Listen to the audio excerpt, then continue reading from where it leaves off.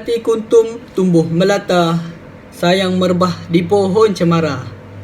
Assalamualaikum mulanya kata, saya sembah pembuka bicara. Kami dari kumpulan 1 dan saya Muhammad Aiman Fahmi bin Zamri Syam ingin membincangkan pengenalan ilmu falsafah. Mari kita membincangkan apakah itu maksud falsafah. Okey, perkataan falsafah ini berasal daripada dua perkataan, iaitu daripada bahasa Greek kuno, iaitu filosofi, iaitu mempunyai dua perkataan, iaitu philos dan sophia, iaitu gabungan kedua-dua perkataan ini akan menjadi filosofi, iaitu cinta kebijaksanaan ataupun cinta terhadap ilmu pengetahuan. Okey, seterusnya mari kita membincangkan definisi apakah itu falsafah.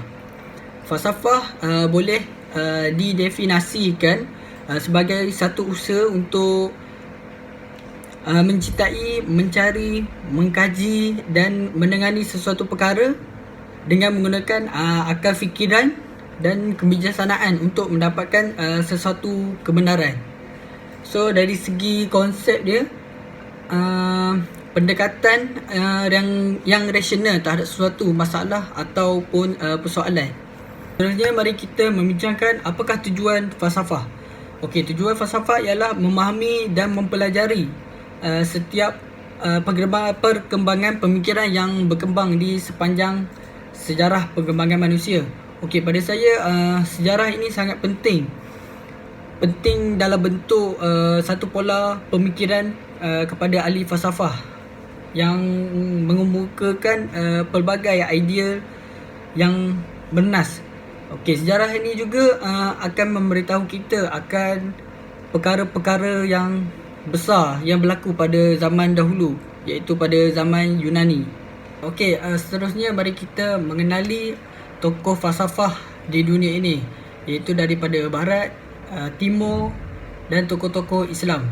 Seterusnya saya akan menerangkan biodata dan sumbangan setiap ahli tokoh falsafah. Okey, yang pertama saya akan menerangkan tokoh falsafah barat, iaitu Plato. Okey, Plato nama sebenarnya ialah Aristoteles of Athens, yang dilahirkan sekitar 428 Masihi. Okey, nama samarannya diketahui sehingga masa kini yang bermaksud salah satu belakang yang cukup. Okey, Plato ini daripada keluarga yang kaya. Ayahnya Ariston, iaitu merupakan raja terakhir. So dia ni memang tak boleh dinafikan lah, memang daripada keluarga yang kaya, iaitu keturunan raja kan. Okey, terdapat beberapa sumbangan Plato, iaitu memperkenalkan anamnesis, istilah yang juga digunakan dalam sains kesihatan dalam falsafah sebagai keupayaan jiwa untuk mengingati pengalaman dan pengetahuan terdahulu. Okey, seterusnya Plato juga membahagikan struktur negara itu kepada 3 kelas utama: penjaga golongan elit, tentera dan rakyat jelata, serta 3 kerajaan: monarki, oligarki dan demokrasi. Seterusnya saya menerangkan tokoh falsafah timur, iaitu Confucius atau Kongzi, dianggap sebagai guru pertama bagi bangsa Cina. Okey, Kongzi merupakan seorang tokoh ulang falsafah Cina yang terkenal, tetapi lebih dikenali sebagai Kongzi atau Confuzi. Beliau lahir pada tahun 551 Masihi di negeri Lu yang kini dikenali sebagai wilayah Shandong. Okey, antara sumbangan beliau ialah mengajar supaya seseorang itu menggunakan ukuran diri sendiri sebelum membuat kebaikan atau kejahatan kepada orang lain. Okey, mudah kata dia macam membuat seseorang itu berfikir dahulu sebelum melakukan sesuatu perkara. Okey, seterusnya beliau mencadangkan setiap individu berhak yang sama dan berpeluang menerima pendidikan. Pendidikan awam yang pertama memecahkan tradisi dan tidak kira perbezaan tahap kaya ataupun miskin yang untuk memberi pendidikan. So di sini dia menceritakan dia letak sama sahaja, tak kira kaya ataupun miskin, untuk menerima pendidikan. Okey, dan yang terakhir ialah tokoh falsafah Islam, iaitu Al-Farabi. Al-Farabi nama yang sangat termasyhur ketika dahulu dan sehingga hari ini. Saya masih teringat lagi waktu zaman persekolahan, di setiap kelas digunakan nama tokoh-tokoh Islam. Tujuannya ialah bagi memperingati jasa dan pengorbanan mereka yang boleh jadikan teladan sehingga hari ini. Okey, Al-Farabi, nama sebenarnya ialah Abu Nas Muhammad Ibnu Al-Faraq Al-Farabi. Dilahirkan di sebuah kampung kecil yang dinamakan Wasij yang berdekatan Farab Air Turkistan pada tahun 870 Masihi. Beliau merupakan seorang lagi saintis termuka Islam dan termasyhur kerana hasil kerja dan penulisannya terutama dalam bidang falsafah, logik dan sosiologi. Okey, antara sumbangan beliau ialah dalam bidang sosiologi, iaitu menulis buku bertajuk Ara Al-Madinah Al-Fadilah, iaitu sebuah buku yang sangat terkenal dan boleh dirujuk oleh pakar-pakar sejarah. Dan beliau juga menulis buku mengenai muzik yang dikenali sebagai Kitab Al-Musika. Okey, beliau merupakan pakar dalam kesenian dan sains muzik. Okey, seterusnya Al-Farabi juga mereka cipta beberapa peralatan muzik selain menyumbang kepada ilmu nota muzik. Mudah kata beliau ni sangat banyak ilmu dalam bidang kesenian dan sains muzik. Okey, seterusnya saya memberi laluan kepada sahabat saya untuk membentang dan membincangkan topik-topik seterusnya. Dan itu sahaja daripada saya. Sekian, terima kasih. Assalamualaikum dan salam sejahtera. Saya Raja Laili Arfa binti Raja Muhayyaddin daripada Fakulti Teknologi Kejuruteraan Mekanika dan Pembuatan. Jadi saya akan memberikan penerangan berkenaan falsafah pendidikan kebangsaan. Jadi konsep falsafah pendidikan kebangsaan atau FPK ini kita boleh definisikan dengan maksud daripada 3 perkataan itu sendiri, iaitu perkataan falsafah, pendidikan dan kebangsaan. Jadi menurut konteks FPK ini, falsafah dimaksudkan dengan kemampuan seseorang individu itu untuk berfikir secara rasional dan kritis atas berbagai perkara. Jadi melalui falsafah juga, seseorang itu mampu untuk membuat pertimbangan-pertimbangan asas terhadap perkara-perkara yang penting. Dan perkataan pendidikan pula, kalau berdasarkan perkataan Latin, ianya bermaksud asuhan atau memelihara. Tapi sebenarnya pendidikan merangkumi keseluruh aspek yang menjadikan seseorang itu sebagai insan yang unggul, iaitu aspek rohani, aspek jasmani, intelek dan akhlak. Jadi kebangsaan pula secara umumnya ianya bermaksud universal, atau berdasarkan perbincangan kita kali ini, ianya bermaksud dalam negara kita. Seterusnya kita akan membincangkan apakah antara elemen yang terkandung di dalam falsafah pendidikan kebangsaan yang boleh kita huraikan. Elemen yang pertama ialah pendidikan, suatu usaha berterusan. Di sini menjelaskan bahawa daripada kita bayi sampailah kita dijemput ilahi, kita perlu menuntut ilmu, baik dari segi secara formal ataupun secara tidak formal, seperti melalui pengalaman sendiri atau melihat daripada pengalaman orang lain. Jadi bersesuaian dengan ungkapan tuntutlah ilmu sehingga ke liang lahat. Pendidikan awal dari rumah juga merupakan perkara paling penting kerana asas sasiah seseorang itu dapat dibentuk dari situ, bukan dari sekolah atau di mana-mana. Kerana itulah madrasah pertama bagi anak-anak adalah dari rumah, iaitu dari ibu bapa itu sendiri yang mengajar melalui tauladan. Jadi elemen kedua pula ialah memperkembangkan potensi seorang individu tu. Jadi potensi manusia ni kita boleh bahagikan kepada 4 aspek. Yang pertamanya adalah aspek jasmani, di mana kita boleh nampak atlet-atlet negara semua tu fizikal diorang macam mana kan. Itu adalah potensi diorang sampai diorang boleh jadi atlet. Yang keduanya adalah aspek rohani. Kita boleh nampak kanak-kanak seawal usia 4 ke 5 tahun sudah mula menghafal Al-Quran. Yang ketiganya adalah aspek emosi, di mana kita boleh nampak seorang tu dia tahu cara nak mengawal emosinya, tahu cara nak mengekspresikan emosinya. Yang keempat adalah daya aspek intelek, di mana dia boleh berfikir, menyelesaikan masalah dan sebagainya. Elemen ketiga pula ialah rakyat Malaysia yang berilmu pengetahuan. Jadi berilmu pengetahuan di sini bermaksud mereka yang cintakan ilmu, mereka yang dahagakan ilmu dan gunakan ilmu mereka untuk kepentingan dan manfaat sejagat. Mereka tak lokek untuk kongsikan ilmu yang mereka ada, malah mereka berusaha untuk menambah lagi ilmu yang mereka dah ada.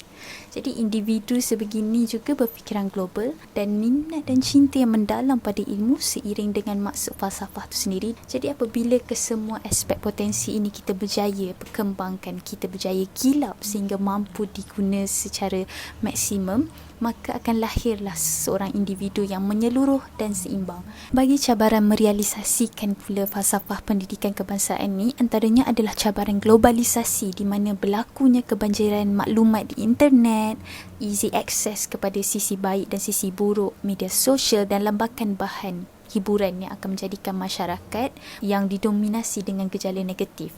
Jadi hal ini secara tak langsung telah mendedahkan masyarakat kita, terutamanya golongan-golongan muda yang mudah terpedaya dengan ancaman liberalisasi. Jadi ancaman liberalisasi ini akan datang atas tiket hak asasi manusia di mana mereka akan menuntut hak kebebasan untuk bersuara, hak kebebasan untuk beragama dan sebagainya. Jadi dengan adanya ancaman fahaman sebegini datang melanda masyarakat negara kita ini, amatlah mencabar bagi merealisasikan falsafah pendidikan kebangsaan di mana seharusnya menjadikan pendidikan tu pendidikan yang berpaksikan kepercayaan kepada Tuhan. Jadi seterusnya cabaran dalam kurikulum pendidikan tu sendiri. Kemahiran intelek ni bukanlah satu-satunya aspek yang diperlukan untuk melahirkan generasi unggul dan seimbang. Tapi masih lagi kurikulum pendidikan yang diguna pakai pada hari ini adalah dengan mengukur tahap kepandaian mereka melalui ujian semata-mata. Sebagai contohlah, dalam keadaan pandemik ni, seluruh kurikulum pendidikan baik di sekolah rendah ke, sekolah menengah ke maupun di peringkat universiti sendiri terpaksa dijalankan secara online. Jadi bagaimana untuk kita ukur kemenjadian ataupun keberhasilan kurikulum terhadap diri para pelajar jika semuanya dilakukan di sebalik layar komputer saja?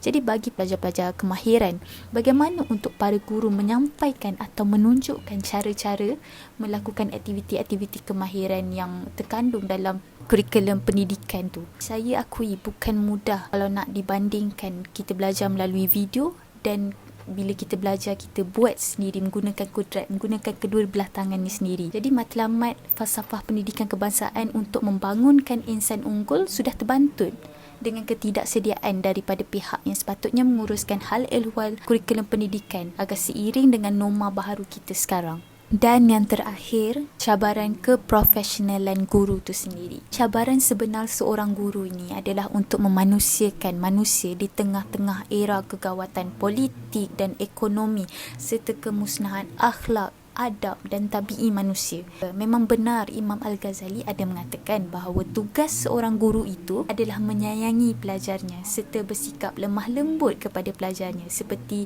anak-anaknya sendiri. Tapi kita tak bolehlah nak salahkan guru tersebut 100% jika guru tu memarahi atau menegur generasi kini yang bersikap seperti orang yang tidak bermoral ataupun orang yang tidak bertamadun. Jadi kita perlu ambil kira juga dengan keperluan emosi dan mental para guru dengan bebanan tugasnya, dengan desakan expectation daripada ibu bapa sendiri. Jadi contohnya dalam keadaan COVID sekarang ni, guru-guru juga mengalami isu mereka sendiri dalam mengadaptasikan diri mereka dengan kurikulum dan cara penyampaian. Jadi bagaimana mereka hendak deliver bahan pembelajaran jika ada segelintir guru senior yang tak begitu mahir menggunakan komputer atau setup untuk menyampaikan ilmu. Jadi cara di dalam kelas tu takkan berkesan secara virtual. Jadi para guru perlu kreatif menghasilkan cara baru untuk adapt dengan keadaan hari ini. Jadi ini telah menjadi satu cabaran baru pada guru di mana mereka perlu ambil kira soal keberkesanan metod yang diguna pakai untuk sampaikan ilmu pada hari ini. Okey, terima kasih kepada Laili. Kami sekarang saya akan membentangkan tajuk peranan hukum negara. Okey, sejarah pembentukan hukum negara. Hukum negara atau adalah pengisytiharan falsafah nasional Malaysia yang dilancarkan oleh pengisytiharan kerajaan pada Hari Merdeka 1970. Reaksi terhadap perusahaan ras yang serius yang dikenali sebagai insiden 13 Mei yang berlaku pada 1969. Kejadian itu membuktikan pada masa itu bahawa keseimbangan dan kestabilan kaum Malaysia yang rapuh. Seterus lepas itu, kerajaan Malaysia mencari jalan untuk memupuk perpaduan antara pelbagai kaum di Malaysia. Salah satu kaedah yang digunakan untuk mendorong perpaduan adalah rukun negara. Perumusan prinsip-prinsip rukun negara adalah usaha Majlis Perundangan Nasional atau dikenali sebagai MAPN yang diketuai oleh Tun Abdul Razak. Matlamat rukun negara adalah untuk mewujudkan keharmonian dan perpaduan antara pelbagai kaum di Malaysia.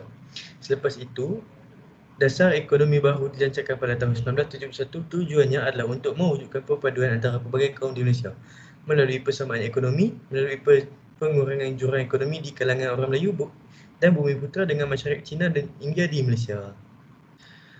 Okay, next is objektif rukun negara.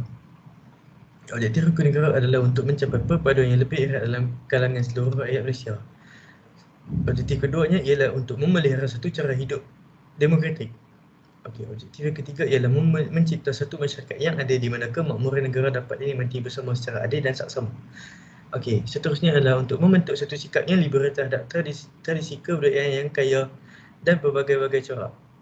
Dan akhir sekali, untuk membina sebuah masyarakat yang progresif dan menggunakan sains dan teknologi moden. Okey, 5 prinsip rukun negara iaitu kepercayaan kepada Tuhan, kesetiaan kepada raja dan negara, keluhuran perlembagaan, kedaulatan undang-undang dan kesopanan dan kesusilaan. Okey. Okey, sekarang kepercayaan kepada Tuhan. Kepercayaan kepada Tuhan jadikan pegangan utama rakyat Malaysia kerana ketiadaan agama boleh meruntuhkan kepribadian seseorang. Dia juga boleh meruntuhkan suatu bangsa dan juga suatu negara. Pegangan yang kukuh terhadap agama akan dapat menahan seseorang itu daripada melakukan jenayah dan juga kejahatan. Okey, next is kesetiaan kepada raja dan negara. Malaysia mengamalkan sistem demokrasi berparlimen dan raja berperlembagaan dengan Seri Paduka Baginda yang di-Pertuan Agong sebagai ketua negara dan sistem raja, dan ianya juga diamalkan di setiap negeri. YD yang di-Pertuan Negeri bagi negeri-negeri untuk tidak beraja. Okey. Keluhuran perlembagaan. Keluhuran perlembagaan, prinsip ini menekan perlunya rakyat menerima, mematuhi dan mempertahankan keluhuran atau kemuliaan perlembagaan.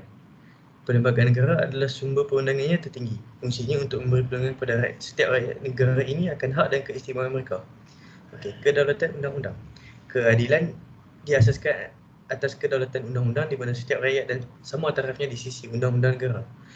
Undang-undang negara berasaskan kepada perlembagaan, oleh itu kedaulatannya perlu diterima dan dipertahankan. Okey, akhir sekali, kesopanan dan kesusilaan. Prinsip kesopanan dan kesusilaan ini bertujuan untuk membentuk warga negara yang bersopan santun dan bersusila. Sifat individu yang bersopan santun dan bersusila adalah amat penting dalam konteks hubungan antara satu sama lain dalam masyarakat pelbagai kaum di negara ini. Assalamualaikum warahmatullahi wabarakatuh dan salam sejahtera. Nama diberi Nur Azalina binti Anwar, nombor matrik B0920101009. Hari ini saya akan membentangkan tajuk pembentangan saya iaitu wawasan falsafah sejahtera. Pada era globalisasi ini, perkataan sejahtera itu sudah tidak asing lagi bagi kita kerana sejak tercetusnya pandemik COVID-19, pihak kerajaan telah melancarkan satu aplikasi yang diberi nama MySejahtera, di mana kegunaan aplikasi tersebut adalah bertujuan untuk membantu dalam pengawasan penularan wabak COVID-19 di dalam negara dengan membolehkan pengguna melaksanakan penilaian kesihatan. Pada masa yang sama, ia juga dapat membantu pihak Kementerian Kesihatan Malaysia mendapatkan maklumat awal untuk mengambil tindakan cepat dan berkesan. Tetapi, adakah kita tahu apakah itu sejahtera yang sebenarnya? Menurut Kamus Dewan edisi keempat, sejahtera didefinisikan sebagai aman dan makmur, senang dan tenteram, terpelihara daripada bencana, menyejahterakan atau menjadikan sejahtera, mengamankan, menyelamatkan, kesejahteraan, keselamatan, kesenangan, kesentosaan dan ketenteraman. Tambahan lagi, perkataan sejahtera secara kasarnya diterjemahkan ke dalam bahasa Inggeris sebagai well-being atau prosperity, sering digunakan secara meluas di seluruh negara sebagai konsep asas kewujudan manusia yang biasanya diterapkan dalam pelbagai dimensi kehidupan seperti fizikal, ekologi, psikologi, spiritual, intelektual, emosi, ekonomi, politik, pemerintahan, pendidikan, sosial, budaya dan agama. Okey, kita beralih kepada konsep sejahtera. Konsep sejahtera ada dua, iaitu yang pertama berdasarkan perspektif Al-Quran dan hadis, dan yang kedua adalah berdasarkan falsafah pendidikan kebangsaan dan rukun negara. Sejahtera berdasarkan perspektif Al-Quran dan hadis. Sebagaimana kita tahu, Islam datang sebagai agama yang terakhir yang bertujuan untuk menghantar pemeluknya menuju kepada kebahagiaan yang hakiki. Oleh itu, Islam amat mengharapkan umat manusia untuk memperoleh kesejahteraan di dunia dan di akhirat. Yang kedua adalah falsafah berdasarkan pendidikan kebangsaan dan rukun negara. Falsafah sejahtera merupakan hasil gabungan daripada falsafah pendidikan kebangsaan dan rukun negara. Pendidikan di Malaysia adalah satu usaha berterusan ke arah memperkembangkan lagi potensi individu secara menyeluruh dan bersepadu demi mewujudkan insan yang seimbang dan harmonis dari segi intelek, rohani, emosi dan jasmani berdasarkan kepercayaan dan kepatuhan kepada Tuhan. Natijahnya, wawasan falsafah sejahtera amatlah penting dalam pembentukan sebuah negara aman dan sejahtera yang bebas dari sebarang jajahan. Pembentukan lebih ramai insan yang seimbang dari segi jasmani, emosi, rohani dan intelek juga merupakan satu usaha gigih negara demi menjamin wawasan dan matlamatnya tercapai. Akhir kata, sejahtera tidak mampu dicapai sekiranya hanya sebelah pihak sahaja berusaha, tetapi ia memerlukan usaha orang ramai yang terdiri daripada pelbagai lapisan masyarakat untuk mencapai kesejahteraan yang menyeluruh sama ada kesejahteraan diri maupun kesejahteraan negara.